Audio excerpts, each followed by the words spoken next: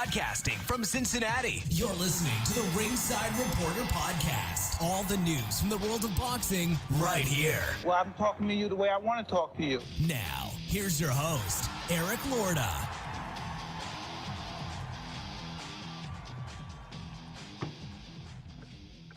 And we are live. Welcome to the Ringside Reporter Show, where we talk about the latest boxing news.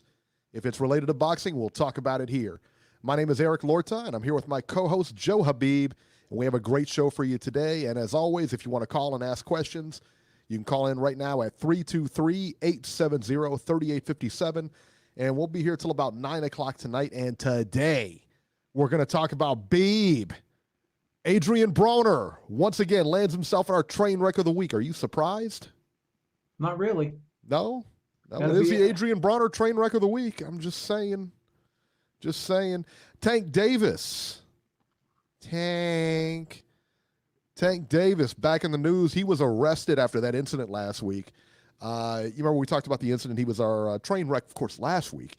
He was arrested right after that incident for, we'll tell you all about it later on in the show. But first, we're going to get started with Gary Russell Jr. versus Tugstsogt Nyambayar for Russell's WBC Featherweight title. The once-a-year fight for Gary Russell took place this time in February. Gary Russell wins a unanimous decision over Tugstsogt Nyambayar by the scores of 118-110, 117-111, and 116-112. I think the judges got it right. I think 118-110, 117-111, that's about right. 116-112, that's fine too.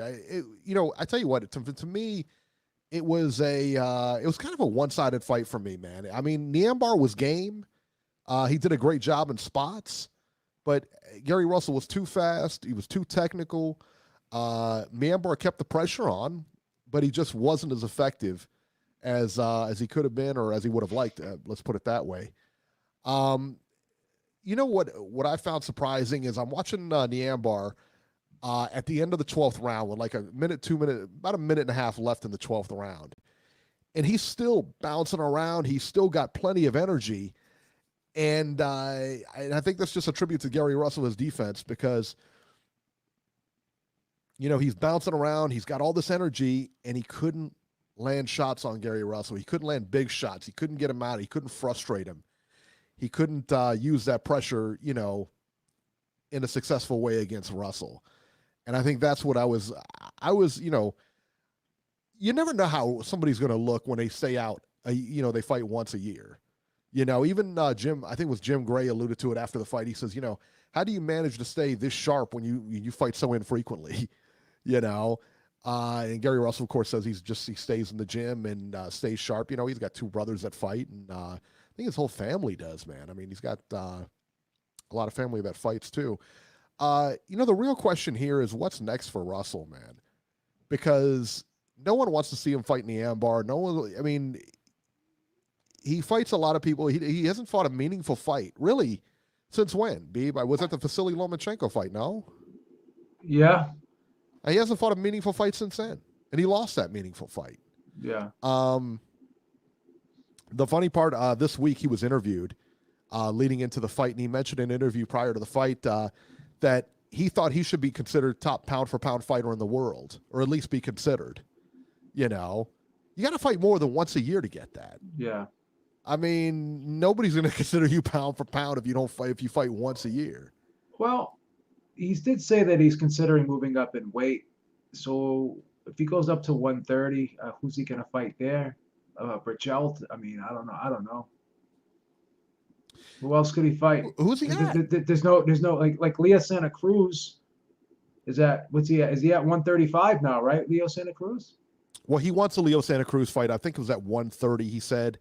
But Leo Santa Cruz is moving up to 135. Right. I believe his last fight was at 135, if I'm not mistaken. Right. So, and Russell said that he wants to move up to 135. He's going to skip 130 altogether. Oh, okay. And move up to 135 if he can't get the fights that he wants. Okay. So he wants to fight like Tank, wants to fight like Leo Santa Cruz. Well, he said they claimed they called out Santa Cruz, they called out Tank, and neither one of them wanted to fight.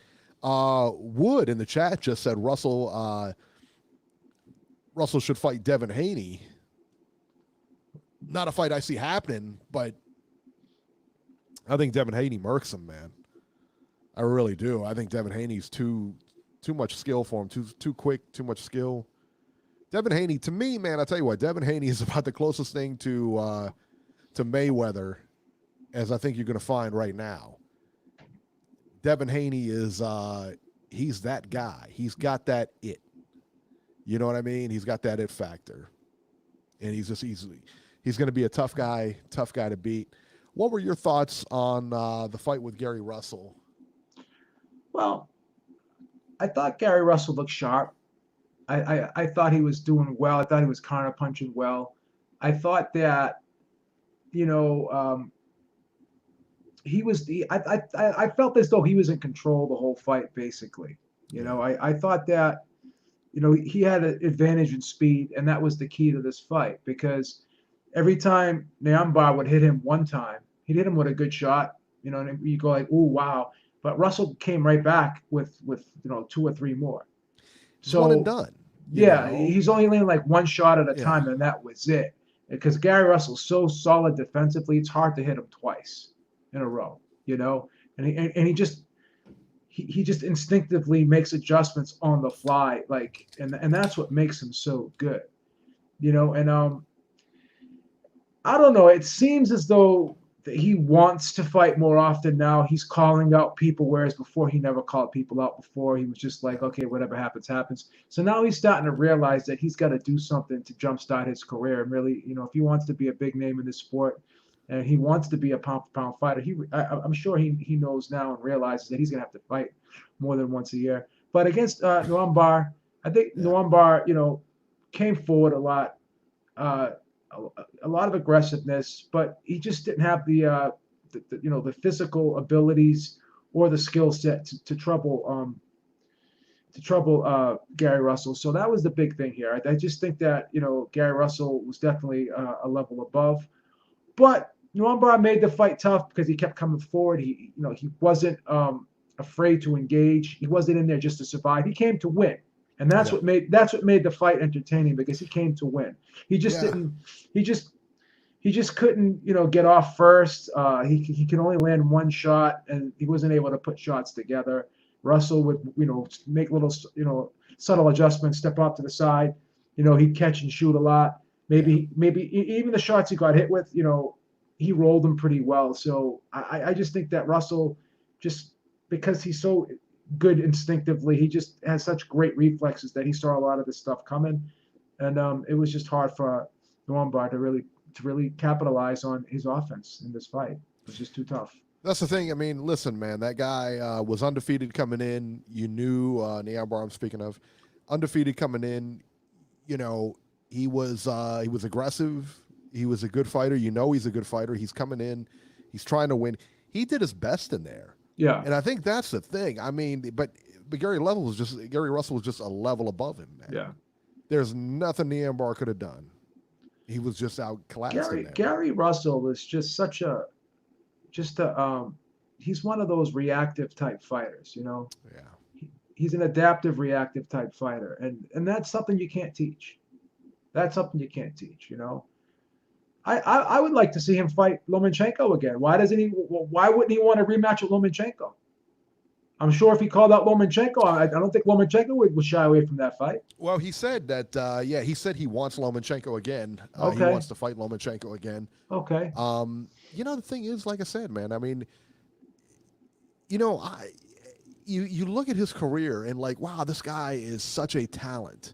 I mean, he really is. I mean, so he lost to Lomachenko. I don't know that there's really any shame in that, but he's kind of wasted a lot of time here. I mean, he really has, with fighting once a year. I mean, you know what I mean? He's wasted a lot of his talent. He's wasted a lot of his career. He's wasted a lot of money because he could have had some really big fights, and he's just kind of wasted it. And now he's looking for the really big fights.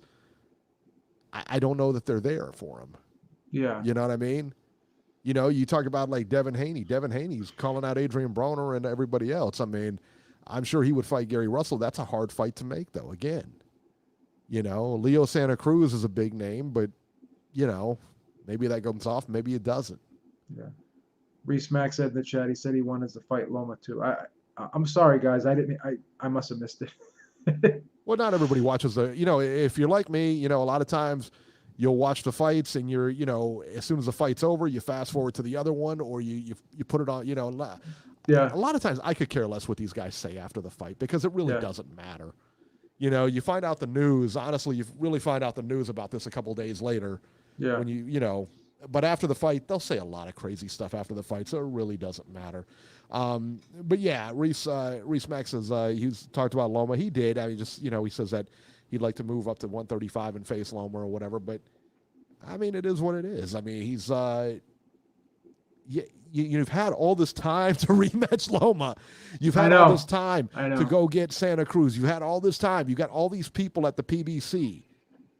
You know what I'm saying? You got all of these people. I didn't listen. Haven't made a big fight. How is that possible? Yeah, I didn't listen to the post-fight interview. I got to go back and listen to it. No, I didn't listen to it. Don't worry about it. It's not even a big deal. But again, man, you got all these people on the PBC side. How is it? You're clamoring for a big fight. How is it you haven't had one yet? Yeah, that's nobody's fault, man. That is your fault. Like you said, if you have Al Heyman behind you, there's no excuse to really not get a big fight. What do you think? When you think he calls Al Heyman and Al Heyman says, "No, we're gonna have to shelve you for a year," you know what I mean? Yeah. That's not him. That's not Heyman.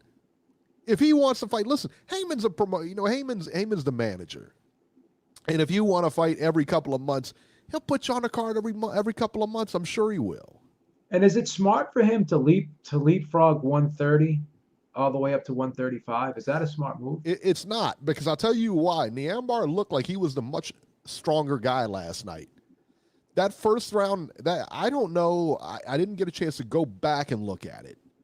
But as I was watching the fight, it looked like a knockdown in the first round. When he put him down, that didn't look like a slip to me. That looked like a knockdown.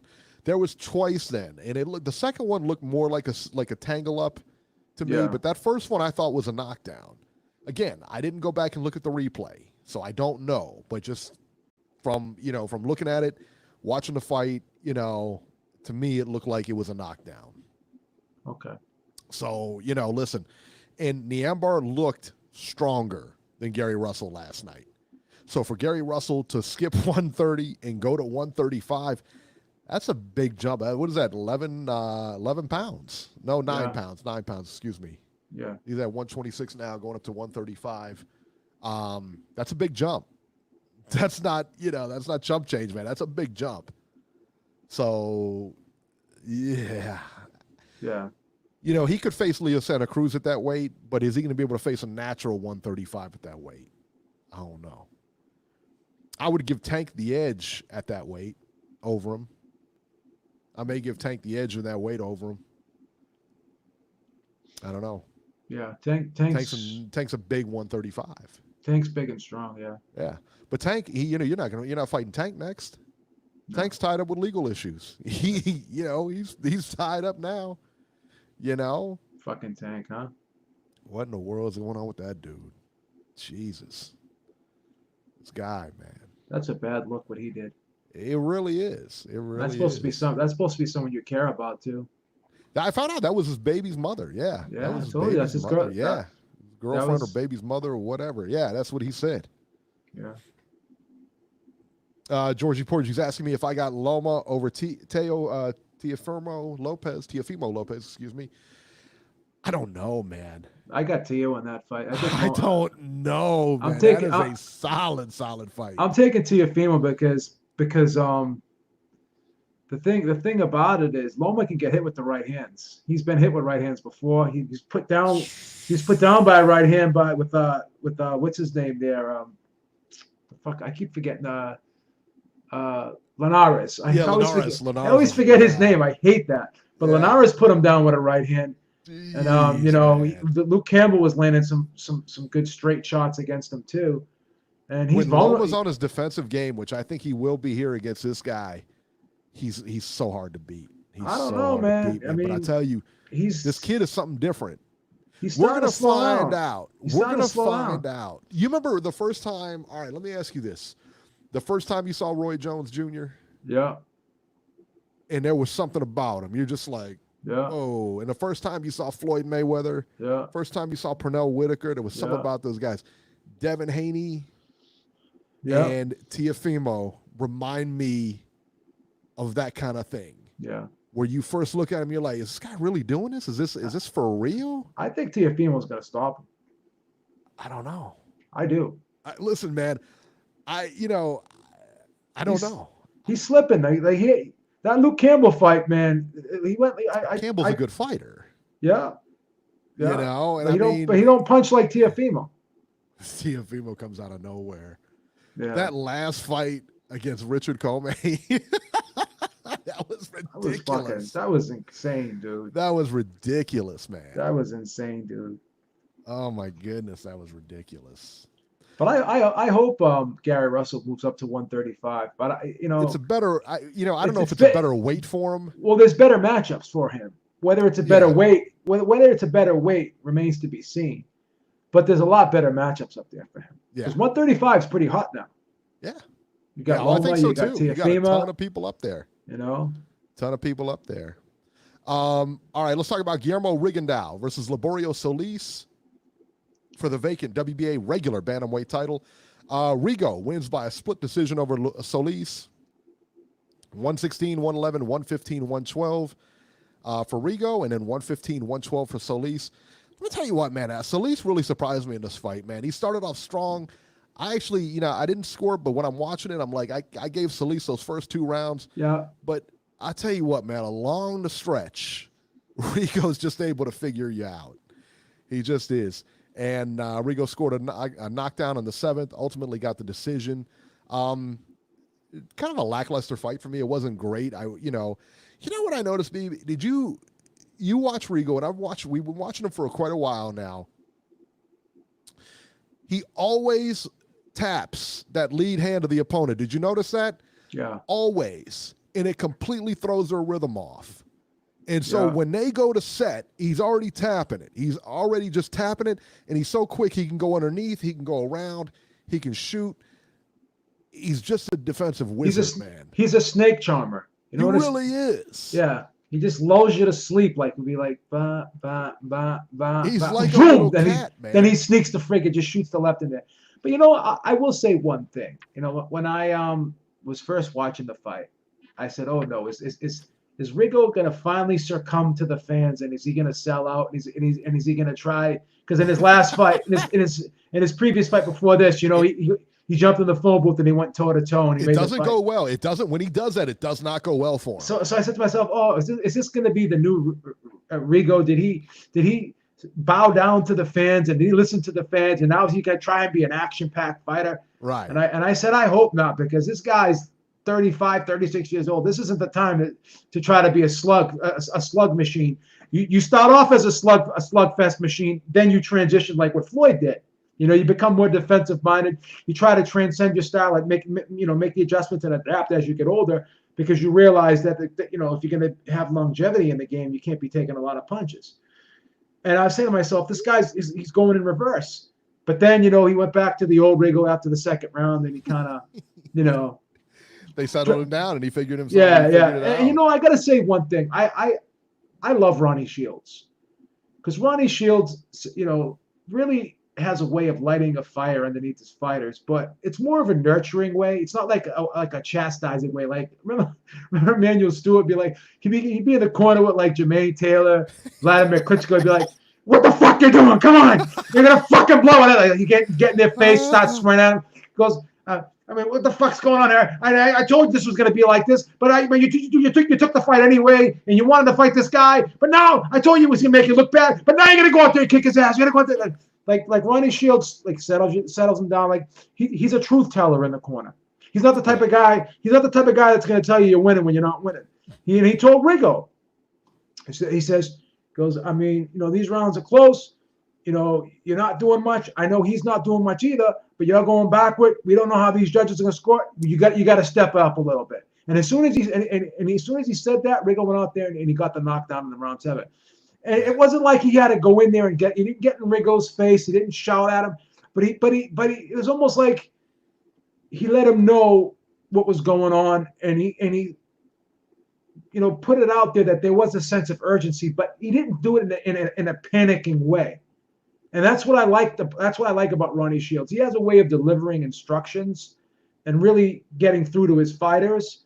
And he doesn't have to, like I said, get in their face and scream at them and do the whole Teddy Atlas tirades and shit like that. And he doesn't have to do that. And Major Stewart's my favorite trainer of all time, but I just like how Ronnie Shields, operates, when he's in the corner with Charlo, and in this fight, I thought he did a great job. I really think Ronnie Shields he's a good trainer. He's a solid trainer. Yeah. Now, as far as what's next for Rigo, who knows? I mean, who knows? He's still got it. He's still got a lot of skills and everything like that, but I don't know. He's one of those fighters. He's still one of those fighters where a lot of risk, little reward. Well, he's a world champion again. He's a world champion. And the amazing thing about it is, if when you look at it, as fighters get older, they move up in weight. Yeah. What was the weight that he fought Lomachenko at? Did he fight Lomachenko at? I thought it was at 126, but was it at 126 or maybe 130? I thought maybe 130. I'm not 100% sure. Yeah, because he was a 122 pounder now, and then he went back down. Now he's 118, 122 pounder. And I think he fought Lomo. I want to say he fought him at 130, if I'm not mistaken. But the thing is he's really not a big guy. He's really not a big guy at all. Like when he rehydrated, he put on like 5 pounds. Like he's a little guy. He's a small guy. His cap is real light. So for him to even go up and fight Loma and stuff. Loma's not a big guy either, but he's bigger than him. It's a lot bigger than him. Yeah. So Jason's on the line already. What's he on the line for? You gonna go to him? Let's go to him. 706. You're live. He's chomping at the bit. He is chomping at the bit. He heard us talking about his boy Tank. He has to defend Tank. Tank. Dude, even the Gary topic, kind of fucking bullshit. Hey, did you guys watch the UFC fight last night, the main event? Yeah, I Jones. did. I saw the whole card, son. I did. I thought Reyes won. I thought Reyes won too. Let me ask Eric. Let me ask Eric something about that. So you said the Gary fight was meaningless. Do you think the Jones fight was meaningless also, or no? Last night. Absolutely not. How was the Jones fight meaningless? Absolutely not. Yeah, so it wasn't meaningless because Dominic Reyes is undefeated. He's an awesome fighter. He's an awesome fighter. Yeah, not to mention Jones. He broke down. Are you gonna let me answer the question? You gonna let me answer the question? John Jones broke the all-time defenders. You asked me a question. I didn't get to respond. Go ahead, Jason. Go ahead. You have the floor now. I just wanted to know if you said it's a. Let me just finish. You said Gary's fight was meaningless, but Gary's fighting a number 1 contender who's undefeated also. I don't know that I did say the Gary fight was meaningless. Contender also. I don't know that I did say the Gary fight was meaningless. I mean, you did say that. You did say that. I heard it. That's why I called in. That's fine. Then if I said it, if I said the fight was meaningless, then yeah, I think it was meaningless. Can I ask Jason? Can I ask you a question? Let me ask you a question. It's not meaningless. Let me ask you a question. Do you want to answer? Can I ask you a question? Can I ask you a question? Let me ask you a question first. Let me ask you a question first, because you're going to go on for an hour. Answer my question first, and I'll shut up. Answer my question first, and I'll shut up. Answer my question first, and I'll shut up. You can answer my question? How many people watch Gary Russell and how many people watch John Jones? Boom, roasted. How many people watched Gary Russell last night and how many people watched John Jones? Case closed. Means nothing. Means nothing. But if it was PBC, he'd be like, if it was PBC who had, all the, oh yeah, PBC, you're the one always talking about ratings, son. You're always talking about numbers. Yeah, you're always talking about numbers. Now you want to change it. Now you want to change it. I watched both fights, you moron. I watched both fights, but I'm saying both fights were not meaningless. I'm saying they're both good fights. You're fucking shitting on boxing. He's fighting an undefeated number 1 guy. Why would you say it's a meaningless fight? Have you heard of Nyambayar? Have you heard of him? First of all, Nyambayar had no chance of winning that fight. None. No chance of winning that fight, son. And Schwartz, no chance of winning that fight, son. And Schwartz was ranked number 2 by the WBO. What does that mean, rankings? What does rankings mean all of a sudden? Yeah, why were you dumping all over the Schwartz fight? Okay, let me ask you this, Beeb. Why were you dumping all those Schwartz Fury fight? Who is the? Because Schwartz was ranked by fucking WBO, not So? by WBC. Oh, the WBC is so much better. Oh, Brazil should have been the mandatory challenger instead of Dillian White. Shut up. Stop it. Come on. Come on, son. Yeah, because the Dillian White is Get it together. fucking PD user, dude. What the fuck? And also, Dude, Tugstsogt just beat Claudio Moreira's ass on fucking Fox Sports 1 in the main event. I saw that shit like. So Ortiz a PED user. Ortiz a PED user, and he got 2 shots at the title. Yeah, what about that? What about Ortiz? He's a PED user, and he got 2 shots at the title. What about that?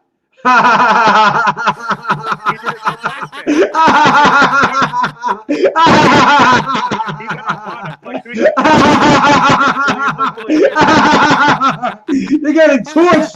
You really want to keep going? Son. You really want to keep going? You're getting torched. Yeah, it's bad, Jason. Okay, Beeb, how many times have you watched Dominic Reyes before last night? Can you tell us that? How many times did you watch him before last night? We saw him knock out Chris Weidman. I saw him the Chris Weidman fight. Boom. Yeah, how many? And how? Okay, and who else? Saw clips of him on YouTube. And Dominic and Weidman has been. Well, ask me how many times. Ask me how many times I watch Edbar fight. 0. 0. Well, you're a fucking casual. 0.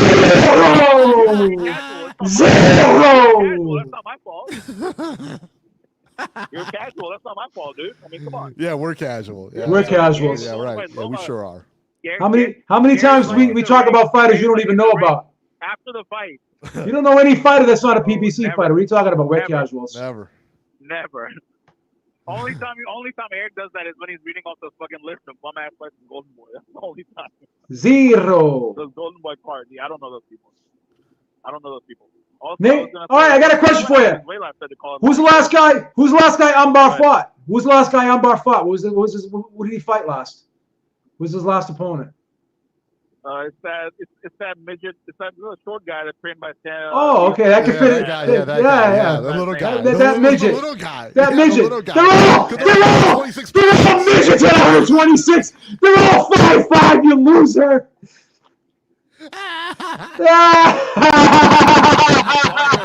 And before that, he was Claudio Moreira, former world champion. Who's the jockey on that horse? A short guy. No shit, a short guy. You're the little guy. Hey, how many times has Weidman been knocked out, Eric? Can you check that out on Google? I don't know right offhand. I don't know, but he was the middleweight champion, and he beat one of the best fighters of all time twice. Yeah, but isn't Weidman known for in the UFC for having the weakest fucking chin? Isn't that his like claim to fame? No, not at all. Not at all. You gotta understand, they're fighting with 4-ounce gloves. Anyone gets knocked out in that sport. Anyone. That's what Dana White told you. You don't know that shit. Dana White told me what? Dana White said, oh yeah, I talk to Dana White all the time. He's my best friend. Hey, Lois, get Dana White on the phone for me, Lois. Oh, it's a great fight. He's fighting Dominic Reyes, a former football player. Meanwhile, Gary's fighting undefeated silver medalist who's fucking just booked Claudio Moreira, former world champion's ass. And you're like, it's a meaningless fight. That's the only point. I think, if I'm not mistaken, that's all I'm saying. If I'm not mistaken, let's not trash on boxing. If I'm not mistaken, Dominic Reyes has 9 first-round knockouts.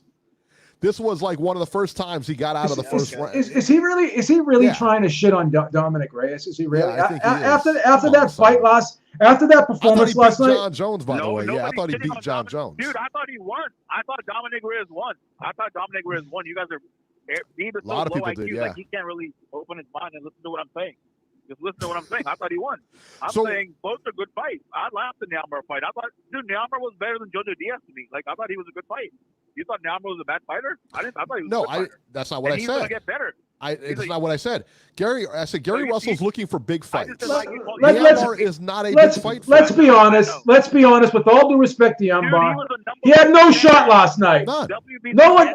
No one thought he was going to win that fight. He won 3 rounds. He won 3 rounds. He won 3 rounds. He won 3 rounds if you're being generous. Hang on. How many rounds did you give him? 4 rounds. I gave him 4 rounds. Which rounds? I gave him 4 rounds. Also, did you listen to that? Did you listen to that crowd, dude? He had like thousands of Mongolians in there. When do you see Mongolians coming to that? That was kind of cool. Oh yeah. Did you see how He's loud the face of Mongolians were last he's night? the new face of boxing. Face of Mongolia. He's the new face of boxing. He's the next Floyd Mayweather. You're right. Yeah, that's what. That's Yeah. He's on. He'll be on pay-per-view after this performance.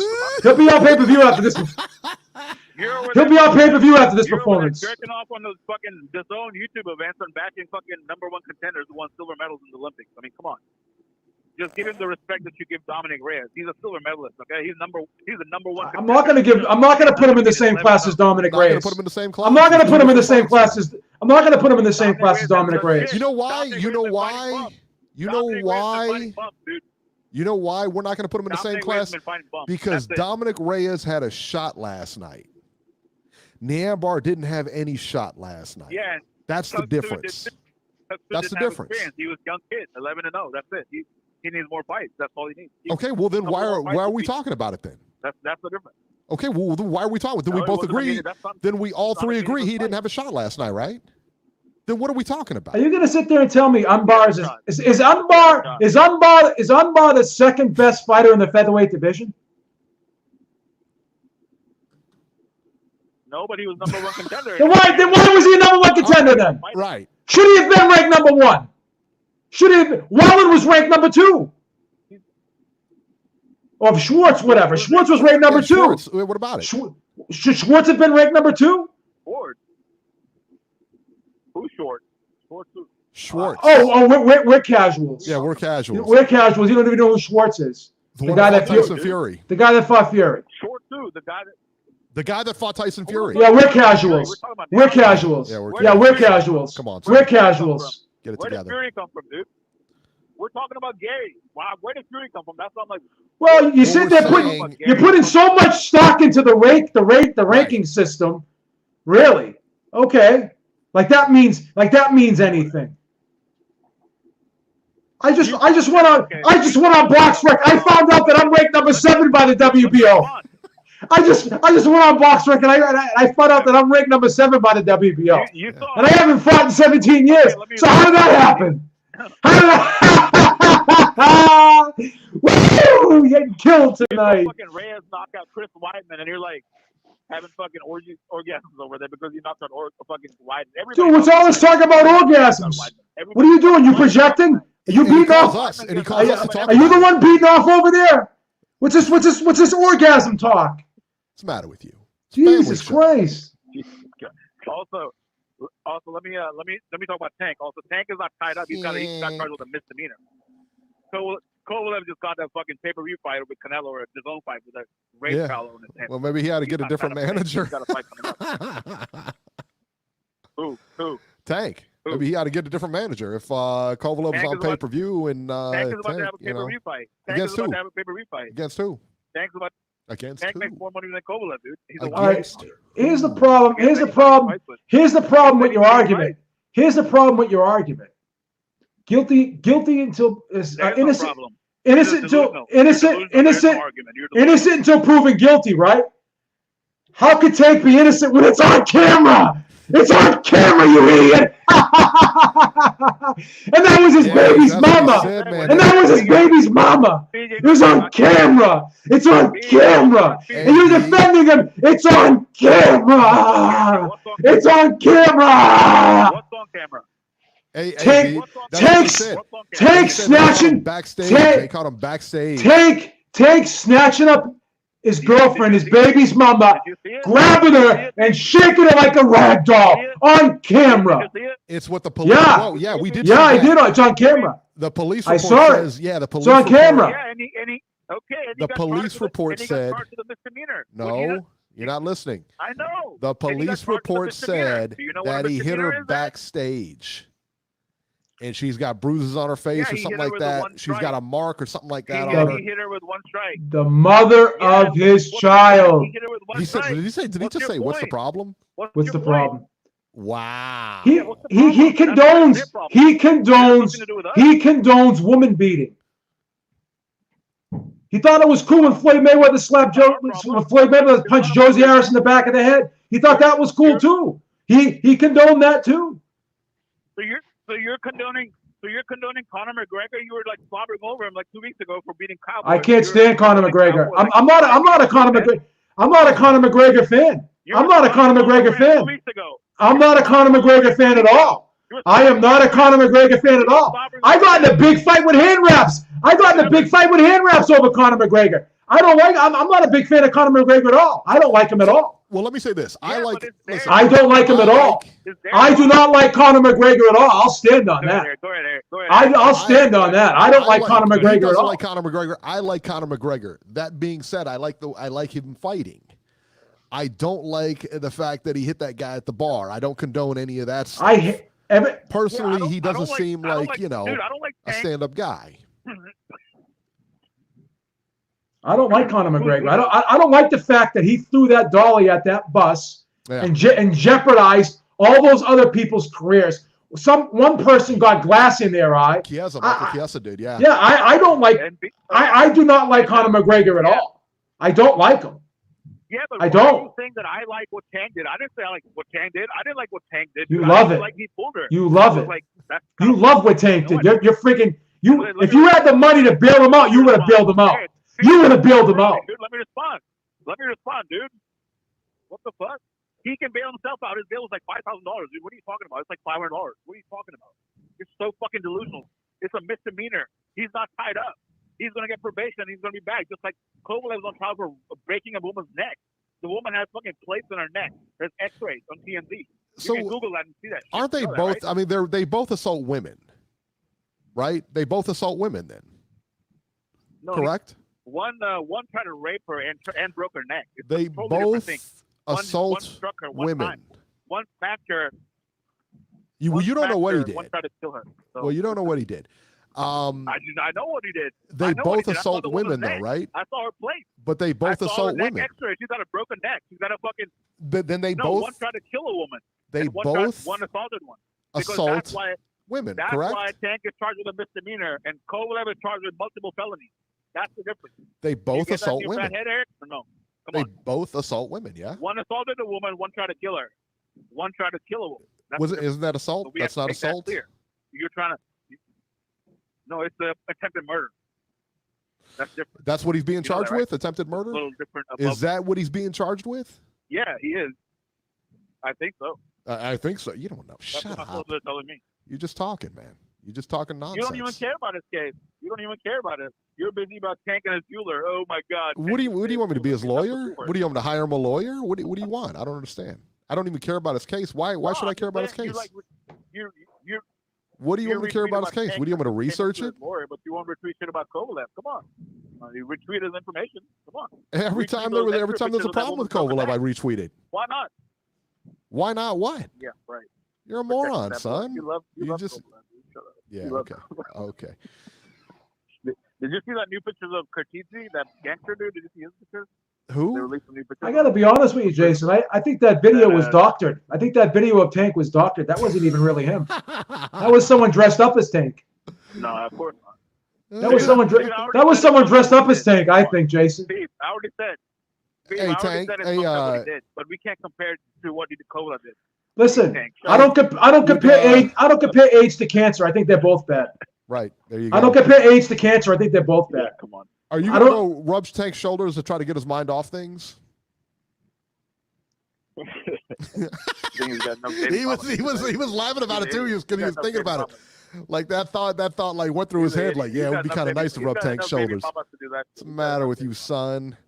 What's the matter with you, son? Dude, he's been hanging out with that. Ohio guy, Broner. That's all. That's the issue. If he was hanging out with Floyd, he'd be in the gym, because Floyd is always fucking looking. Dude, Floyd still looks in shape. He was hanging out with Haney on Twitter and shit. He still looks in shape. I don't know if he's in shape or not because I'm not really peeping him out like that. You know what I mean?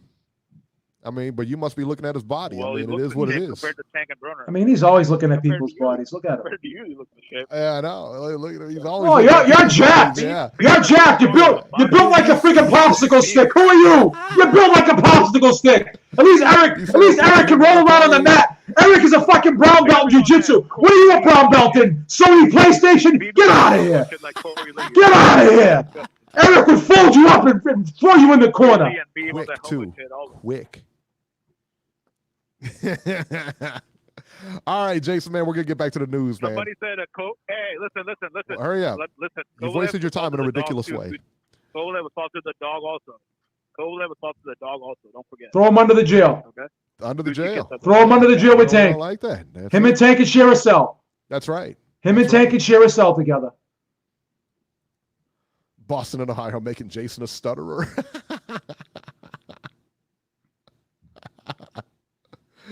Oh my gosh. So he has the gall to make fun of people's physiques. Did you see him? My God. He's like fucking, you ever see that movie Captain America? Remember when Steve Rogers, how he looked before he took the super That's soldier how he looks. serum? That's how he looks. That's how he looks. That's exactly That's how he looks. Like a string. He's built like a string bean. The kid used to get thrown in lockers on the regular. On the regular. He's having nightmares. He has nightmares about getting thrown in lockers. He wakes up in the middle of the night. Let me out. Oh. And then his mother walks in the room. Jason, it's okay, honey. It's okay. You're home. You're safe.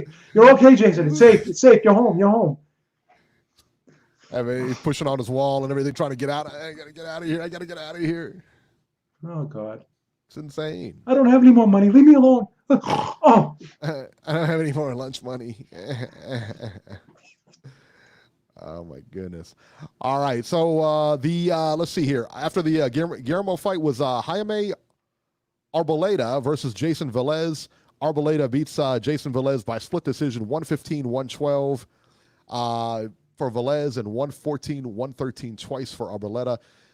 Beeb, was this? I didn't catch this fight. This fight that close? Did it go the right way? A lot of people thought Velez won the fight because of the the big 12th round, but I thought Arboleda pulled it out. I thought he was more active. I thought he was more accurate. I thought he was the busier fighter. And the thing is, it's the classic case of when you watch a fight and a guy wins rounds, but he's not really winning them decisively or overwhelming. They're not like emphatic, eventful type rounds. And the guy may win like 8, nonchalant, like uneventful rounds. Just outbox the guy, land a few shots here and there. But then the rounds Velez would win, they were big. He'd have big moments in the rounds he won. So people look at the fight as a whole and they say, well, Velez won the fight. Right. That wasn't the case. You don't have to. Again, we've talked about this several times. It's a 10-point must system. You don't have to destroy a guy to win a round.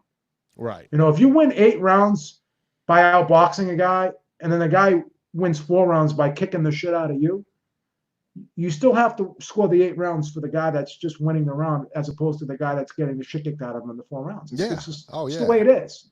So that's the thing. Like people, well, the guy, he almost knocked him out in the 12th round. Oh, look at the knockdowns, this and that. Same got argument. 11 other rounds. The same argument we had to deal with the Wilder Fury fight. Yeah. Right? I agree. The same thing. All right, let's talk about the zone. Kell Brook making his return versus Mark DeLuca. Kell Brook wins via TKO in the 7th round over Mark DeLuca. I thought Brook looked good, man. I thought he looked really solid in this fight. I think you have to take into consideration his competition. He knocked down DeLuca in the 3rd round, had him in trouble. Just a different caliber here, man. Kell Brook was just on another level. Brook ended the fight in the 7th with a straight left hand that just caught DeLuca flush. It was almost like and it didn't even look like it had a lot of power on it. He just caught him, DeLuca didn't see the shot and he went down, man. He just collapsed. He beat the count, but he wasn't in any shape to continue, man. The ref stopped the fight. DeLuca was irritated, but it was a good stoppage, man. It was, it really was. Oh, he was getting destroyed. Yeah. Now we said before the fight Brook would win, but we wanted to see how he would win. I thought he looked good, but again, you got to take in consideration who it was he was fighting.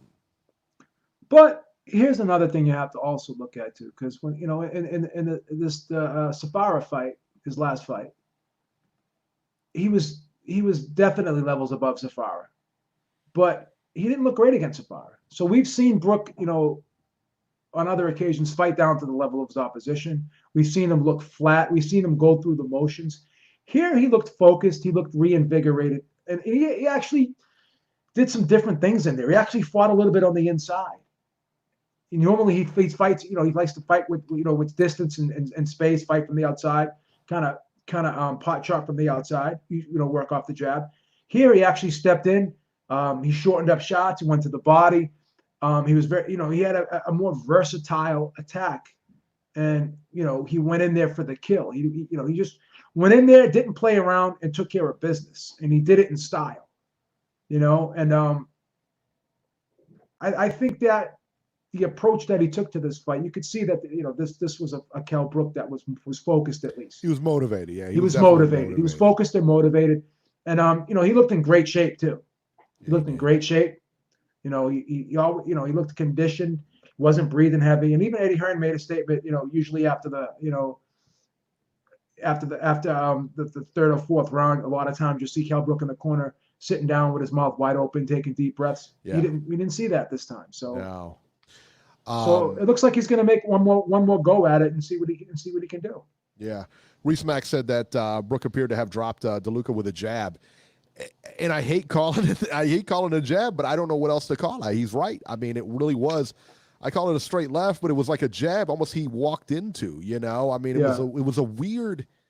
It was a weird kind of thing. But when he clipped him with it, because I had to look at it twice, I'm like, what happened? And I'm watching it. I'm like, that looks like a jab, And it was one of those things that guy was hurt in, again, man, he leaned into it. He was walking to it. Boom, man. And he didn't see it. Well, here's another thing too, Eric. A lot of times we hear this being said and we say it ourselves that a fighter did what he was supposed to do. But yeah, not all the time the fighters and people in general do what they're supposed to do. If everyone did what they were supposed to do, this would be a perfect world, wouldn't it? And boxing would be a perfect place if everyone did what they were supposed to do. It would be pretty boring. It would be pretty boring is what it is. If everyone did what they were supposed to do, I mean, we could be betting on boxing every week and be rich men, right? That's right. So sometimes they don't always follow the script, though. I tell you that. Exactly. That's the way. That's the way it is. All right, let's talk about Kid. Now, before we leave here, Kell Brook really wants that rematch. Talks about that rematch with Errol Spence. I think that's a bad idea. Horrible idea. Stay away from that. Stay away from that. And don't ever go down to 147 again. Don't. No. Stay away from it. Stay away from it. Even for Amir Khan, do not go down to 147. Yeah. Kid Galahad on the undercard here versus Claudio Marrero. Galahad wins via TKO in the 8th round over Claudio Marrero. This was a completely one-sided fight, man. And if you ever want to see a fighter broken in a fight, go watch this one. Marrero was so frustrated in this fight, he simply could not hit Galahad. He couldn't figure him out. Galahad had a big 7th round, kept up the pace in the 8th, and in between rounds, the fight was stopped by Marrero's corner. Listen, that fight could have been stopped in the 7th round. It was the right decision. Yeah. Marrero was just completely outclassed in there. This makes Galahad the mandatory for Josh Warrington. My guess is that there'll be a million reasons why Warrington cannot make that title defense.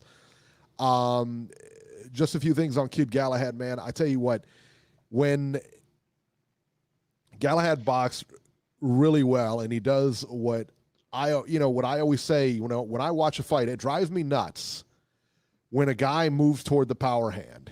If he's an orthodox fighter and you're moving toward his right, it drives me absolutely nuts. Galahad did the right thing you're supposed to do, and that he moved away from that power. Marrero could not figure him out. And when he moved, there was no lateral movement by Marrero to cut off that ring, to try to keep him in there. Now, I know one of the schools of thought is moving toward that power hand. I think they try to get you to reach with it or something like that. I think this is what generally happens when you're fighting an orthodox fighter fighting an orthodox fighter, because you generally move in the direction of your lead hand. So your lead hand's out in front. So you usually do go toward the power hand, but the thing is you're supposed to touch the power hand with the jab. Yeah. And that way that way he can't get off. But most people, you have time to react to that power hand also because it's from the back. It's got a longer distance to travel, and a lot of times you're gonna see the jab first because it's hard to land a lead right hand generally. Yeah. But again, when Bernard Hopkins did fight Kelly Pavlik, he said the same exact thing you said. He said, I know Kelly Pavlik has a great right hand. And he said that that was the only thing I really had to worry about. So I moved away from it. So if you know a guy's like, if you're fighting a Tommy Hearns or a Kelly Pavlik, yes, and you know that one touch with that thing can put the lights out, then yeah, you move away from it. But instinctively, you will see guys go to the side of their power. It's like when you're dancing, you go to the side where your lead foot is. It's just an instinctive thing to do. I never understood that. I really don't. Like I said, when that power hand, you know that right is coming down the pike, go to his left. Go to his left. Make him jab. And then when he throws that right, it's going to reach for it. So even if it hits you, he's reaching for it. It's not going to have the same impact. Well, that's the thing, too, is like, you have to be, you can't keep doing the same thing over and over again anyways. In other words, instinctively, you want to go to the direction where your lead foot is, but you can't continue to do the same thing over and over again because then you become predictable anyway. So you want to go side to side. I see what you want to drop a feint in, and then you go over here, But when you're throwing the right, it's hard for you to get a 1-2 off if you're moving to the other side because in order for you to get leverage on the right hand, you have to lean in that in that direction. It's like when you're swinging a baseball bat, you have to swing in the direction that you want that the bat's going in. The bat's going that way. So when you throw a right hand, you're going into in the direction of that side. Right. You can't. It's hard to step to your right and throw a right hand. You know who does that a lot?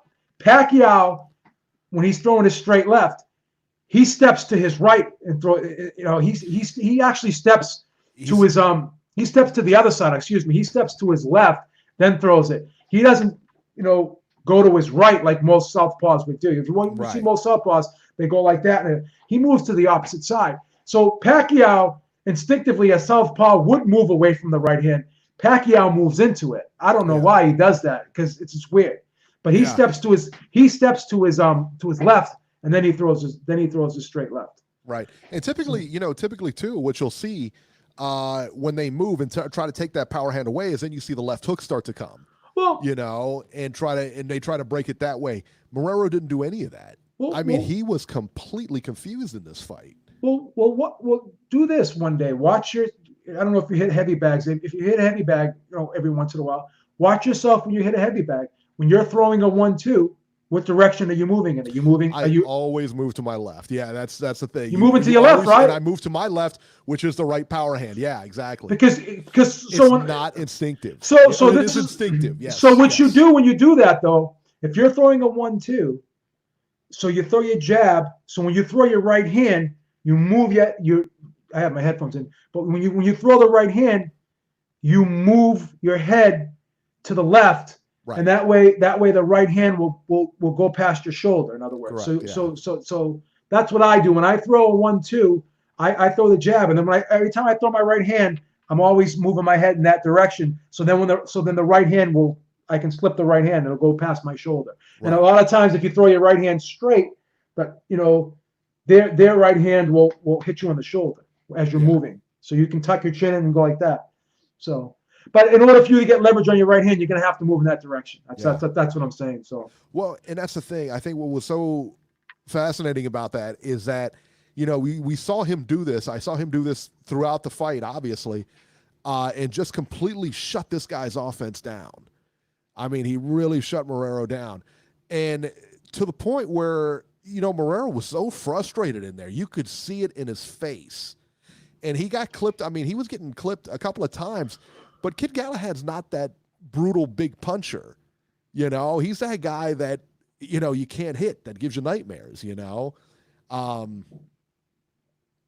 So I don't know, man. Like I said, man, it was one of those things where it was a really good fight. It was a really good showing for him, but I don't think he gets Warrington next.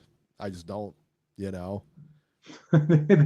Like you said, they're going to do everything they can to not everything they possibly can. They know they lost that fight. Absolutely, they lost. They did not win that fight.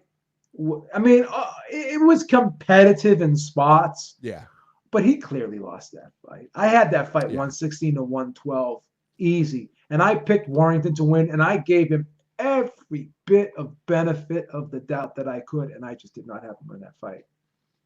Yeah. No. No, we both picked Warrington to win.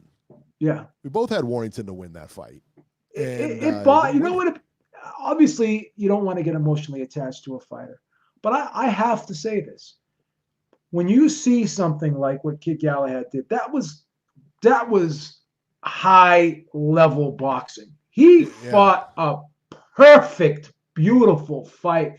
The game plan he had, he fought such a really beautiful technical fight. Yeah. It was a comprehensive game plan that you could tell that he followed it to a T, and he did not waver one bit from it, and it worked beautifully. Yeah. And when you see and when you see something that's like poetry, watching what he did, as corny as that may sound, that was like art. It was picture perfect. It's that was like art what he did. Baseball, or and to see that amazing. and to see that not be acknowledged, you have to, it just pissed me off. I was upset. Yeah. And like I said, I mean, we both picked Warrington before the fight.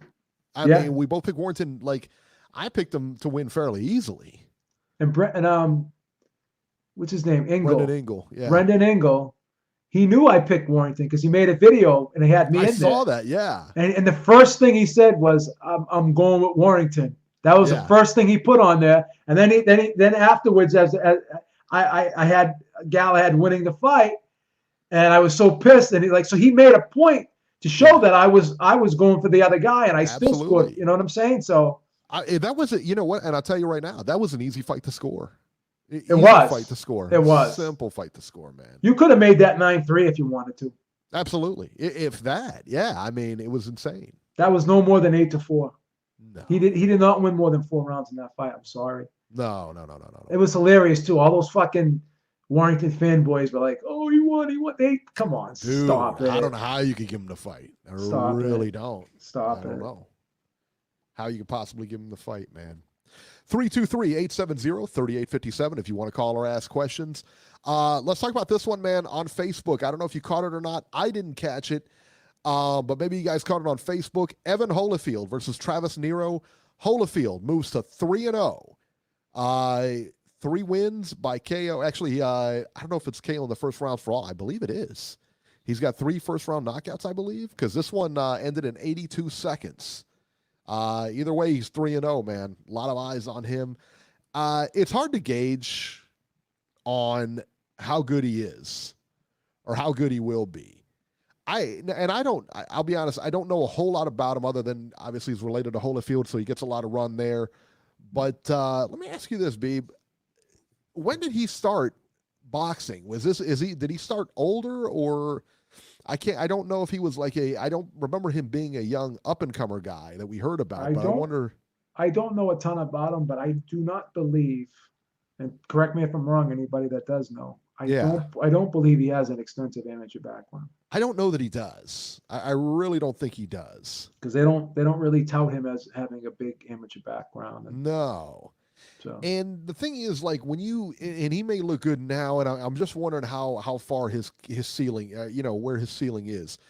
As you know, we've followed the sport for a number of years. It's hard to start late, that late. It's amazing. We're not talking about he was 15 or 16.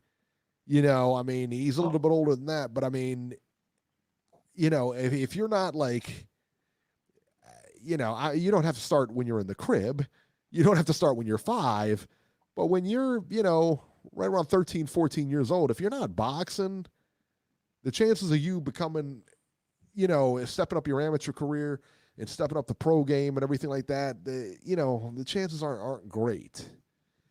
And we've seen a lot of, as well as I do, we've seen a lot of former champions, their sons or daughters, if you will, they go in and they don't do so good.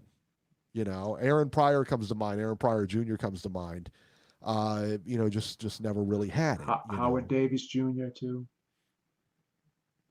Yeah, I Buddy, mean, they just Buddy McGirt had a son that fought too. He was okay. he was Wasn't the greatest. okay. Joe Frazier, Marvis Frazier.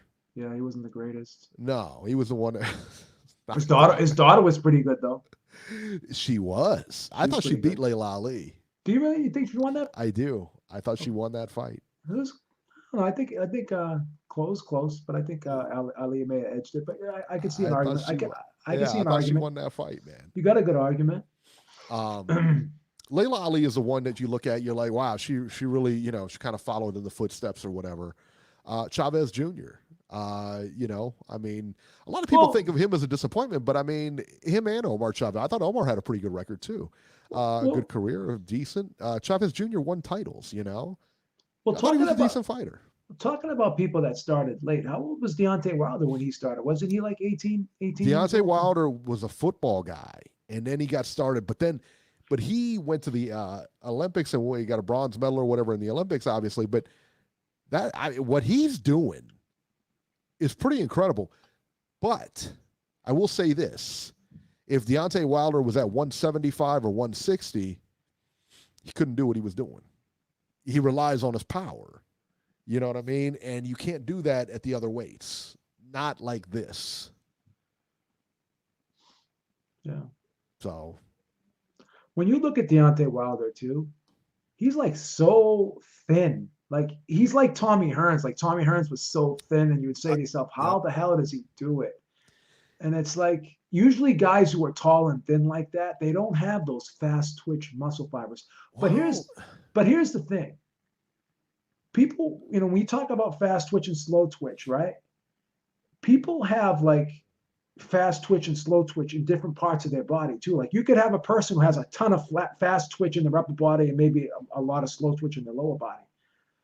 He could be one of those guys that just has a lot of fast twitch like in his upper body. Like it's just his hip. Like, I don't know, but there's something about him. Like he's just a very, very explosive guy. You think of like all the murderous punchers. All right, you think about it from a minute. Tommy Hearns, he could punch, right? Yeah. Felix Arguello. Alexis Arguello was another one that could punch. Felix Trinidad. De La Hoya had some pop in that left hook too. Yeah, they're all built the same. They're all like lanky. Julian Jackson. Remember Julian Jackson? Terry they all Norris. have the same body type. Terry Norris. Yeah, Roy Jones. Roy Jones is kind of a thin guy too. Right? Yeah, they all have that same body type. It was weird. Isn't that amazing? Yeah, absolutely. Let's go to the phones. We're 516. I believe this is New York. 516, you're live. Hey, what's up? I've been on Jesse Rican, man. Hey, Jesse, how you doing, man? Jesse Storican, Rican. Fucking love that guy. It's my little brother. My best friend Beeb over there. Right. I almost hung up, but I had to call back because I really wanted to talk. Yeah, for sure. I'm one of those weirdos. I watch the award shows, so I'm watching the Oscars right now. Okay. But with that, did you guys catch that fight on FX? I think FX1. I think my cousin showed it to me. The Clay Collard fight. It was one of the undercards. The Clay Collard versus the Spanish guy. He was 5-0. And did you guys catch that? No. Oh, you talking about the undercard? No, I didn't see it. No, I didn't see that fight. Talk to us. What happened? You guys gotta watch it, man. So it was on FX or FX, whatever they put it on. It's on YouTube. Clay Collard is the guy who wins. He's talking about the fight last week. Yeah. Collard, last week. That guy. Let me tell you what. That's the MMA guy. He's going to transfer over to MMA now. I think I saw that. Yeah. That guy has beat a lot of good up and comer guys, man. Yeah. He's not a bad fighter. He's pretty good. But it's so crazy. The protege quit high school to pursue boxing. And we make jokes in the living room, like I'm sure everybody does. We're like, well, he better get his GED now. But it was such a crazy fight. It was like 5 knockdowns in 2 rounds, and Yeah. You really got to give it up for this. You got to really give it up for the sport of boxing. Boxing is really one of those only sports where your whole career could change in seconds, and and like I said, we make jokes, but if you ever get a chance, that was one of the greatest 2 rounds I've ever seen. It was a really solid fight. Yeah. Jesse, you know what the difference between boxing and other sports are? In boxing, you only have to really be great for one night. In other sports, you have to be great for a season. Yeah. That's it. Right? Wow. It ain't even, you love that, huh? That's a Beeb original. You could write it down and use it. Well, I think, Wilder, Wilder said it too. He says, hey, he's got to be perfect for 12 rounds. I only got to be perfect for 1 second. That's right. I only got to land one shot. That's it. Like me. I got to be perfect every day of my life, or I can I could be snuffed out like a flame. I'm not gifted in that way where I can just be perfect once. Snuffed out. Be snuffed out like a flame, baby. Go ahead. I'm sorry, Jesse. I'm a little bit amped up. I'm so excited for that rematch. No, I'm saying I'm so excited for that. Beeb, come over to New York. Come to we'll go to a bar in Manhattan, bro. We'll watch it together, bro. I'm telling you. Fly down. We gotta see. Take the Beeb jet down to New York, baby. Take the Beeb jet. Take the Beeb jet down there, Daddy. The only thing that kills me about the Fury Wilder rematch is the undercard is hard. Can we say the undercard is horrible? It's bad, yeah. It's not great. It's nothing I'd pay for. It's nothing I would expect on a pay-per-view undercard, put it that way. Jason will call back in now and start saying, oh, man, it's a great card. It's a great undercard. What are you talking about? World champion, What are you talking about? This guy, Oki Fanoki, he's great. You say that, I'm sorry, you guys disagree with me? No, I agree with you. I mean, we're talking about Jason, this guy that loves PBC. He defends anything PBC does. He'll call in and say, oh, the undercard's great. This guy's like a PBC fanboy. You got to see him. He's got Tank Davis pictures above his bed, on the ceiling. Yeah, on the ceiling, and he paints it too. He paints it. It's kind of gross, but he paints it. Like, what's wrong with you? I don't. But I'm either ordering the pay-per-view or going to Manhattan to go see the show. This is one of the best fights of a lifetime. Now, my prediction, and I'm not a boxing expert like you guys are. I'm a boxing fan. You guys are the experts. I think Fury is just a much better boxer than Deontay. Deontay could catch him with one punch. But I feel like last time it's been shown that punch can't keep him down because he caught him with a good one and he rose like the Undertaker. I think Fury in 12 rounds easily outbox him. Like, do you guys agree? I'm picking Fury. Yeah. I mean, well, Fury can also. The other thing too is that I think that's kind of missed in this whole thing. Fury can hurt him as well. Fury hurt him in that fight. Hurt him a couple of times in that fight. I don't think so. I mean, he hurt him a couple of times in that fight, man. Go back and look and watch Wilder hold him on a few occasions after he got hit with that right hand. Yeah. I watched it. I watched the fight 2 more times, but Wilder was never on the sense of going down, right? He kind of buckled a little bit one time. Look at the 12th round. He was holding on in the 12th. He buckled him in the 12th round. Yeah. He buckled him a little bit. I sound like the guy in Goodfellas. Yeah, a little bit. All right, so I'm picking Fury. I'm picking Fury too, man. By decision. I'm picking Fury by decision too. I don't know. I got to see the weigh in. I want to try to see the weigh in and stuff before I make a decision. But, Fury's ripped right now. He's ripped. He's jacked. He's ripped. He's like, what is he? 275. 270 right now. He's doing great. He's not even drinking the Diet Cokes anymore, man. He's all business. We're allowing him to drink salsa water, but we're not giving him the Diet Cokes this time. Well, and the prediction is that Wilder's going to be in the mid 220s, I believe. Here's the thing. Ortiz. I feel like Fury is going to be. Hey, you guys could make fun of me, I feel like Fury's going to be one of the best boxers of our generation. I love Fury. He's my favorite We fighter. all like Fury. Yeah, he's a really Fury's good my fighter. favorite. He's my favorite fighter in boxing right now, Tyson Fury. I love Yeah. Tyson Fury. I don't think you're crazy at all. No. I love think Tyson so Fury. Also. I think so also. Like when how he went in there and handled, and he was 5-1 against Vlad, and he just handled him at distance point, and I told everyone he was going to beat Vlad too. I told he everyone. moved, They were laughing at me. They were laughing at me. They were throwing milk at me, throwing tomatoes at me. They were laughing at me. They were laughing at me. I was going into grocery stores. They wouldn't even take my money. I had to go to I had to get the stuff on Amazon. They wouldn't even take my money. They were making fun of me. They didn't believe me, but I told them. Would you guys agree with me on this too? I feel like he's a little bit of a Muhammad Ali with the show he puts on too. I love him. I tell Batman and I remember the Batman one. He's the closest thing. I'm going to say something right now, and it's going to be blasphemous to some. No, he's the closest thing that Muhammad Ali we're ever going to see right now. Your name. Yeah. Eric. His name's Eric. I think so too. I forgot your name, host. What's your name again? Eric. Write it down. No. The most classic moment was when he sang "I don't want to miss the thing." That's right. I don't want to close my eyes. I don't want to fall asleep because I miss you, baby. And I don't want to miss a thing. I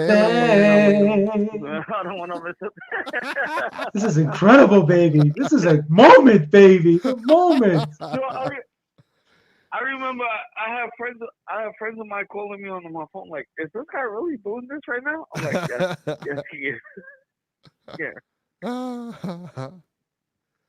Here's the thing, too, Jesse. Luis Ortiz actually fought better in the second fight than he did in the first fight. He shut him out in that second fight. He shut him out in the second fight. Now, if he doesn't get Deontay Wilder supposedly does better in rematches. Yeah, and he knocked him out earlier, but he looked worse in the second fight, from a standpoint of scoring rounds. So if Luis Ortiz, a guy who's old, out of his prime, not in the greatest shape, whatever, if he could Ortiz? if he could shut out Wilder, what's Fury gonna do? He's old, man. It's so tough. His age, though, man. It's so tough to pick he's a tough guy, Wilder. I mean, how old can you be? Yeah. And it's so tough to pick Wilder because he gets outboxed every single fight. And he lit by like Gerald Washington, Arthur Spilsky. They all outboxed him. The problem is he's got that right hand that comes out of nowhere. He's unbeaten. But Tyson Fury got up from it twice. He got up from it twice. He got up from it twice, Daddy. But he was still knocked down twice. That's what I'm thinking.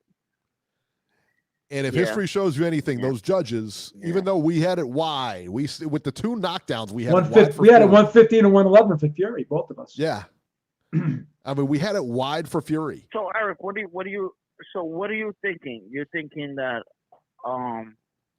Wilder just goes in there and knocks him out in the first round, gets him out of there? No, I think that if he gets him, he's going to tag him mid rounds, somewhere in the middle of the fight, 7th, 8th round.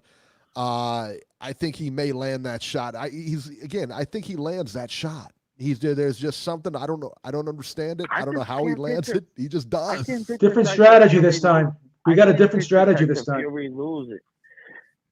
That's the thing. I've always said it, even with Mike Tyson and everybody, that there'll be a guy. No, that's okay. There'll be a guy who's gonna be able to take those shots. And that's Tyson Fury. What are you gonna do when that guy is able to take your shots and his you name can't is, outbox him? And you can't outbox him. And his name is Tyson Fury. Yeah, I mean, what do you do? Tyson Fury's the living Rocky. He's the living Rocky.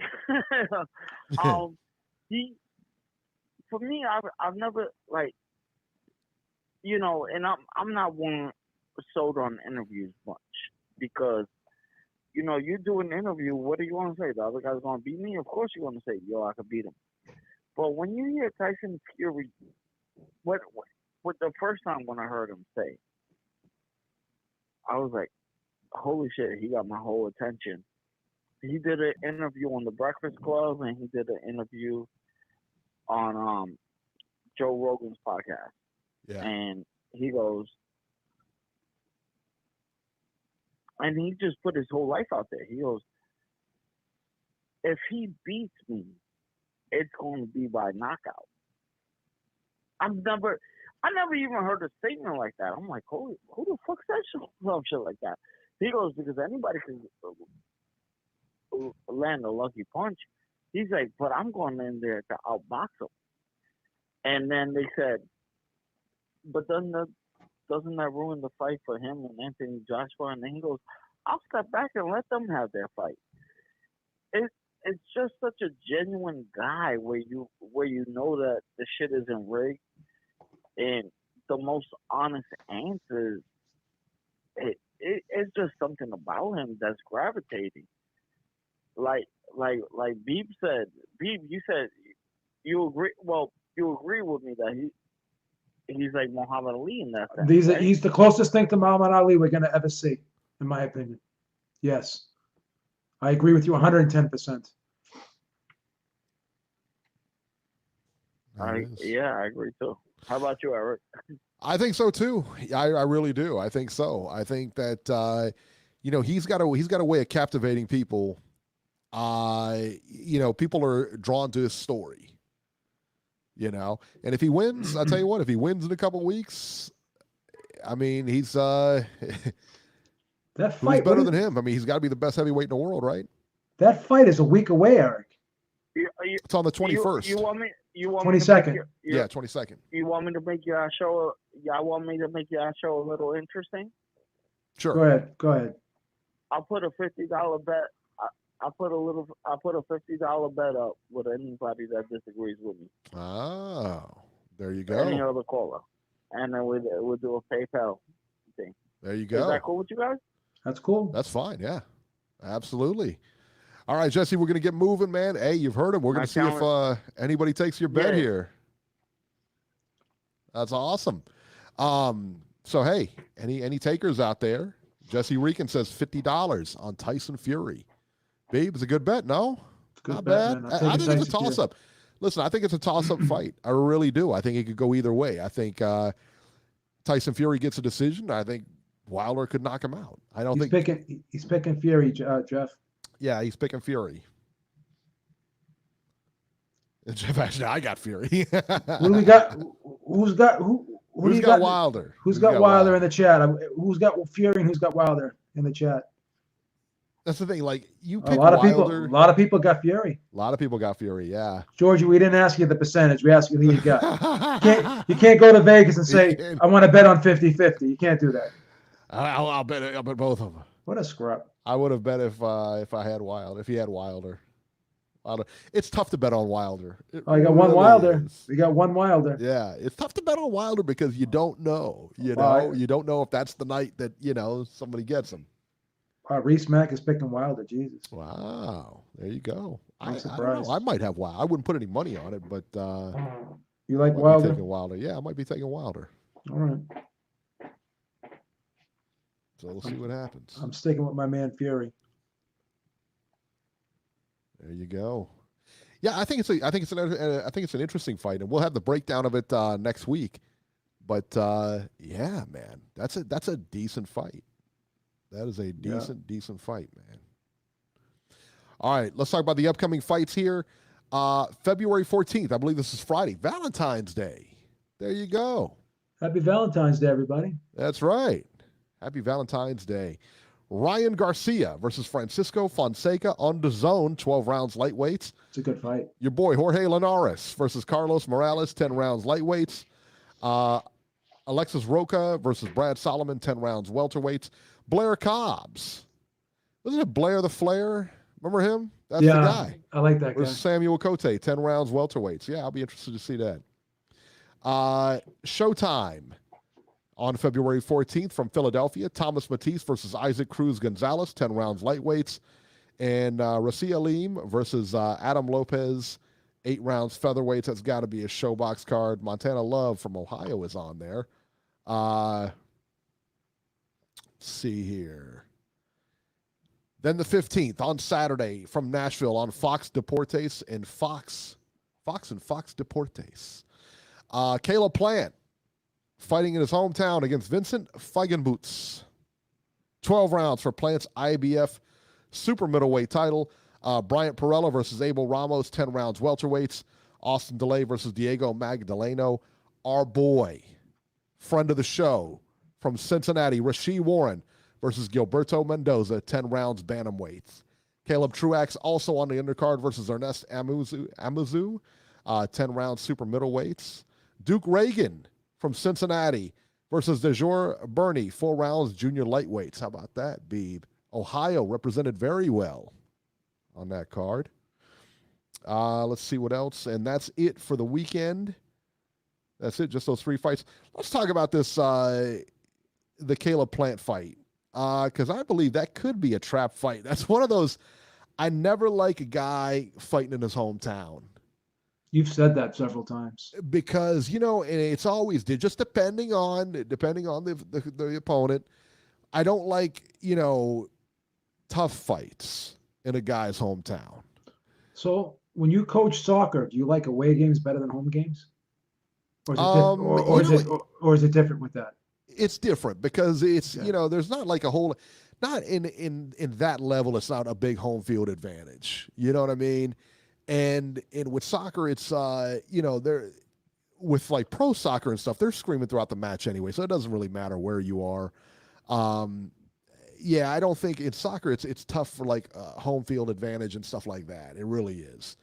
But for boxing, and, in boxing, you're going to have somebody cheer for you and somebody's going to boo you. But when you're in the hometown, you got people hitting you up for tickets. You got people hitting you up for this, for that. There's a lot of stuff that just goes on. I think you're more distracted.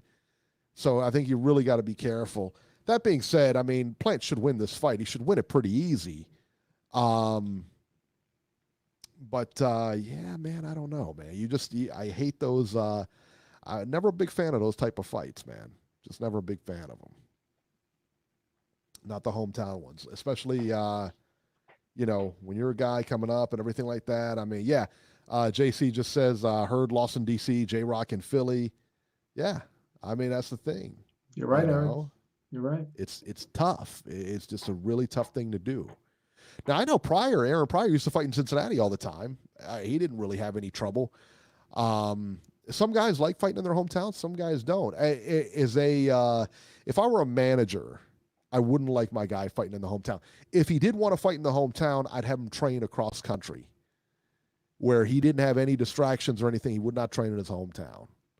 And then bring him back about a week before the fight, and no distractions. Make sure, as far as tickets go, have somebody else take care of all that and just have him be distraction-free. But, whether that's the way they did it or not, or, a lot of people, some people like that. I don't know. Who knows? Who knows? All right, let's go to the news and rumors here. Few things to talk about here. This is insane. So we touched on it earlier. Let me tell you the full story here. JC, wow. JC says, I don't know. He said he saw clips of Feigenbutz, and he said he looks kind of like Edwin Valero. Wow. I did not see that. I haven't even seen any clips of Feigenbutz. I guess I got to look it up then. He looks like Edwin Valero. Beeb, any thoughts on that? Edwin Valero. I'm speechless. One of the best ever, man. Let me tell you that. Until he went to jail. Just saying. Sometimes that happens. Tough break.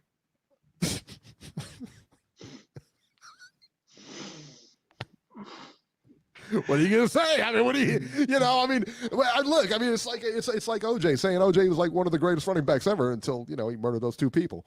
It's it's always going to be attached to you. It just is, man. I mean, you can't just kill your wife and not expect somebody to mention it when they bring up your name. I mean, it is what it is. Horrible. JC said he was throwing hands like Valero. All right, well, there you go. Yeah, that's interesting, man. I don't know. We'll see. We'll see what happens. I mean, now I'm interested. Now I'm in. All right. Gervonta Davis has been arrested this week. He was arrested the Super Bowl. Okay, so the incident last week where you saw him manhandle that, I guess the mother of his kids or whatever, his girlfriend. He grabbed her like by the collar, jerked her up, and kind of grabbed her and just took her, by the collar out of the arena. Apparently TMZ is saying the police report said that Davis dragged the woman off the floor of the celebrity basketball game to a separate room, while, of course, grabbing her hand close to her throat or whatever. Like I said, it looked like it was around the collar. When they got to the back room, cops say the video shows Davis pulling his arm back and then forward towards the victim, which is consistent with a strike to the face where the victim sustained injuries to her lip and left jaw. And she cooperated with the police and everything like that. So, yeah, man, what do you make of this? This is now we saw the video was bad enough. Apparently, there's a video in the back that took place in the back or whatever that they see him hitting her. And then she got, I guess, her face and her jaw was sustained injuries to her lip and her left jaw. Yeah, I mean, how hard you got to hit somebody to leave a mark on their jaw? I mean, or a mark on their face. I mean, you got to hit them, you got to put some power behind that. So, and the thing is with a lot of times, like with guys, like Davis, I mean, this is what he does for a living. He fights for a living. So he, a light shot to him, a sparring shot to him is not a normal thing to anybody else who's not used to feeling that, and I mean, the way he grabbed her and manhandled her like that. Yeah. What in the world? That was an utter disgrace. I thought so too. That was an utter disgrace. And I heard it was a misdemeanor charge. And the long and short of it is, he's probably not going to see anything out of this. He's not going to see, he's probably not going to see anything really out of it. As far as jail time or fines or anything crazy. He needs counseling. But, if you're handling this guy's career, somebody's got to take him aside and say, look, I don't know what's going on, and I don't care. You got to get it together. Got to get it together. You're going to blow a lot. I mean, listen, man, this is the kind of thing you talk about getting on pay-per-view and stuff like that. I know they were talking about putting him on pay-per-view and everything like that.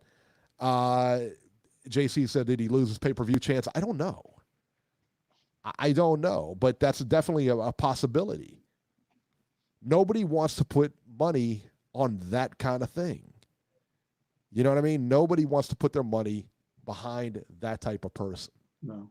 It's a bad look. Bad look. A lot of people say, well, it's his personal life. Listen, it doesn't matter. When you're at that level, man, there is no personal life. No. Especially when you do it out in public, you moron. I mean, and not that I would ever condone it anyway. But this guy got that heated at a celebrity basketball game. What was she doing? Saying hi to Usher? I mean, really, what was she doing? Stupid. And he grabbed her by the collar, snatches her up. Well, and, what he said is he wanted to get up and go and leave, and she didn't want to leave, so he grabbed her and said, "Let's go." And that's even worse. And made her. That's leave. even worse than making you mad. I mean, you just said, "All right, we're going," and just like she's a lapdog or something like that, and just picked her up. I mean, but Jason thinks it's okay. Oh, it's fine. Yeah, it's fine. Don't worry. It's about okay. It. Don't worry about it. Well, what about Kovalev? He tried to kill somebody. What about him? Yeah. What about him? A moron. Unbelievable. Not good, man. Not good. Sad news, man. Sad news. You remember Johnny Bumpus? I do. Passed away at the age of 59 this week, man. No cause was really revealed. At least I didn't read any. No, was it? I think it was a heart. Was it a heart thing? Cardiac arrest or something, I think. Horrible. It's crazy, man. Yeah. Horrible. Bump City. Yeah, remember Bump City Bumpus. Johnny Bump City Bumpus, man. So sad. Yeah, man. I remember watching him. I remember watching him on Saturdays and stuff like that. You remember on the was it Wide World or it was on? Remember back in the day when boxing was on like NBC? It was on like all the stations had at least a fight going on every now and then. Wide World of Sports and But I remember him watching him back in the day and everything like that. It's sad. Yeah. Sad. I remember Bump City Bumpus, man. All right, so that brings us to our very special train wreck of the week, the Adrian Broner train wreck of the week. Beeb, I don't understand. Wasn't a big news week here. I mean, it wasn't like that big of a news week. How is it Adrian Broner manages? I mean, if we were to put a microscope on him, he could be the train wreck every single week. It seems like. Sure could. He's got a talent for this. He does. Very talented man. He's a goofball. Jesus. Our train wreck of the week this week, of course, belongs to Cincinnati's own Adrian Bronner. So, Devin Haney, this whole thing, Devin Haney just kind of tweeted something out. Adrian Bronner went back at him like hard. He went hard in the paint. You know what I mean?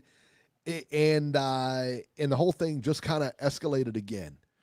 So, Devin Haney, this is what he tweeted. How many people would watch us fight at a catch weight? So hashtag Bronner Haney, hashtag the dream. That's all he said. That's all he said. I thought it was kind of a respectful kind of thing. I thought it was a respectful thing to say. If you're going to call somebody out, there's a very respectful way to do it. How many people would like to see us fight? I mean, yeah, I think that's a very respectful thing, right? There's nothing wrong with that. Nothing wrong with that. That's I don't have a problem with it. Bronner fires back at Real Devin Haney. You see me a million times and it was all, what's up, big bro? Now you hang out with Floyd for one day and he manipulates you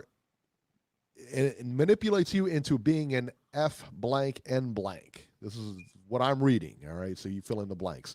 Stop clout chasing and manipulate your craft before you make me 5 times. I guess 5-time world champion. P.S. I ain't paid my taxes. I'm too turned up. Adrian Bronner, they trying to turn AB into MJ and have me touch this kid. Y'all have to relax. Hashtag young N. Have no respect. I thought it was a very respectful thing. Not what Bronner said, but what Haney said. Adrian Bronner then tweeted to Eddie Hearn. He says, listen, man, give me $20 million. I'll make 135 and knock Devin Haney the F out. Eddie Hearn tweeted back, forget the 20 and you aren't making 135. But if you want to talk, Adrian Bronner, about my man, Devin Haney, I said your name and weight. He is ready to go. He said, you name the weight and we ready to go. You think Bronner, first of all, Bronner can't make 135 anymore. There's no question about that. He'll struggle to make 143. Absolutely. I think they wanted a catch weight of 137. He said 140. They said 143. Oh, 143. Okay. Yeah. Okay. Yeah. You're right. 143. Yeah. He won't even make I don't think he makes that. Won't even make that. He's probably 180 pounds right now. Oh yeah. Yeah. He's 180 pounds right now. I don't care what weight they make it at. I don't think he beats Devin Haney.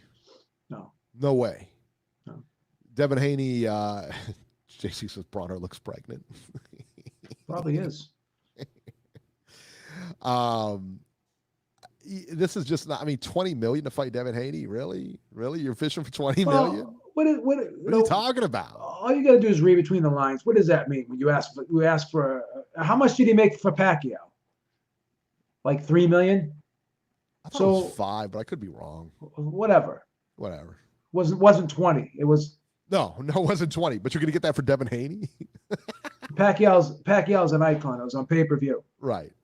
So stop. And he still didn't show up. He still didn't show up for that fight. The best seat in the house didn't show up. And then he thinks he won. He didn't think he won. He doesn't think he won that. He can't think he won. He can't think he won that fight. Mello says Adrian Bronner looked amazing before he started fighting real people. Yeah. Oh my God. All right. Let's see here. Vasil Lomachenko and Teofimo Lopez is set for May 30th. Now, there's nothing official yet, but according to Lopez's social media, the fight is right there. I think both fighters tweeted it out. I think it's set for New York. I think it's going to be in New York. That's the most logical place for it. I think it's going to be in April. You think it's going to be in April? I'm guessing. Yeah. Probably late April. But either way, the fight is right there. It's not official yet, but it's right there. That fight will happen next. I love that fight. I love the fight. I cannot wait. That will be the biggest fight. You got Tyson Fury coming up in a couple weeks, him and Wilder. There's a lot of big fights, man. Tyson Fury versus Wilder is probably going to be the biggest fight of the year. Maybe. Yeah, I think it's definitely bigger.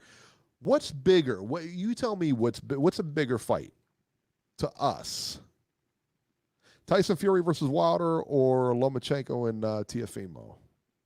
Now, to the casual fans, I mean, casuals are gonna go with the heavyweights. I think that I don't know, man. I'm gonna say Fury versus Wilder, but I will say this: that Lomachenko Tiafimo fight is a close second. Yeah, yeah, I love that fight. it's a crazy fight. That is a crazy fight. I really like the fight. I'll be honest with you. I do too. I'm I excited really like about it, man. That's a solid. That's about listen, man, that's about as solid as it gets. That's a 50-50 fight. You don't know who's gonna win. No. That kid Lopez, Teofimo Lopez, is just he does stuff that you're like blows you away. The other guy does stuff that blows you away. You know, I mean, this is not a fight that you're looking at it like, I can't believe this is actually going to happen. Both of them, yeah, it's crazy. Both of them are solid fighters. All right, Joe Joyce versus Daniel Dubois is set. I do not have a date for it just because I didn't get it. I didn't get the date yet. So maybe if one of you guys out there know, maybe not. If not, we'll have a fight. We'll have it for you. But listen, man, I am so excited for this fight, Beeb. Joe Joyce, Daniel Dubois, they already had a press conference. Daniel Dubois shoved him at the press conference. They both got in each other's faces. They don't like each other, man. That fight's going to be April 11th. April 11th. That's what it is. Okay. It's right around the corner. Awesome. And I love this because after this fight, we will never have to mention Joe Joyce again. You think Dubois knocks him out? Yeah. Yeah, I think so. It's a great fight, isn't it? I think so. I think Dubois takes that guy completely apart.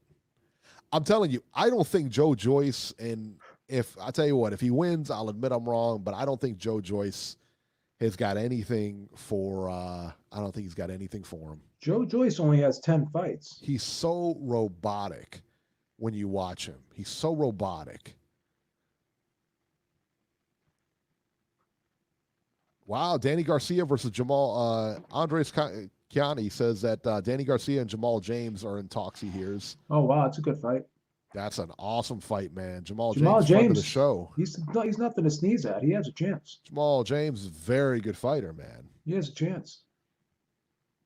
Reese Mack says Dubois is quicker than Joyce. JC says how many rounds? 5. Less than 5. Think so? I think Dubois crushes that guy. Yeah. Yeah. Yeah, I'm not, I tell you what, I'm not a big Joe Joyce fan, as you've probably figured out. But Dubois, to me, looks like the guy. He looks like the real deal. Like, he can make some noise in that division. No, Joe Joyce doesn't look like he can make any noise in that division. You know, it's funny. He's overhyped. Joe Joyce has 10 fights. Dubois has 14 fights. And then Joe Joyce is sitting there saying, oh, when you lose to me, you're going to say, oh, that you didn't have enough experience. It was too soon. Like, Joe Joyce, you only got 10 fights. You're 10 fights, son. Talking like you're like a 20-fight veteran or something. And it's not that I think they just put so much hype behind Joe Joyce, and he's so ordinary. That's what I don't like, is all the hype behind Joe Joyce. It probably doesn't stem from anything from him. It's just the hype around him that they hype this guy up. I think I had Brian Jennings beating him in that fight too. I can't remember what I had in that fight. I thought I had Joyce winning, but barely. And if Bryant Jennings, if Brian, it was the same Bryant Jennings that fought Klitschko, he ices that guy. Yeah. Reese Mack says he thinks Dubois will wreck Joyce. I think so too. I think that's a no-brainer right there, man. I think Dubois is going to hurt him. I do too. He's so robotic. Like I said, I mean, there's nothing special about what he does. He fights like a giant robot. Nothing special about him, man. And he's going to get wrecked. For sure. All right, guys. And that is it, man. We have run through the news. That is it for us today, man. So next week, Tune in next week. We were going to have we're going to break down the Tyson Fury, Deontay Wilder fight. We're going to have a good time doing that. And, we'll also tell you as a pay-per-view worth buying. Because that's the big thing. I think that's the big thing that I see, man. If you're going to plunk down $80, plunk down $80, we're going to break down that undercard and tell you, is this fight really worth buying? Or is this something maybe you should go to the bar and watch, or something to go to a friend's house and watch it, let him pay for it? I don't know. Because that undercard is suspect, to say the least. No question, man. No question. It's a tough one, isn't it? It really is. All right, so that'll do it for this edition of Ringside Reporter. As always, you can catch Joe Habib on Twitter at jhabib1. Find our YouTube channel at ringsidereporterlive.com. And on Twitter, you can catch me at ringside73. And we will see you guys next week. All right.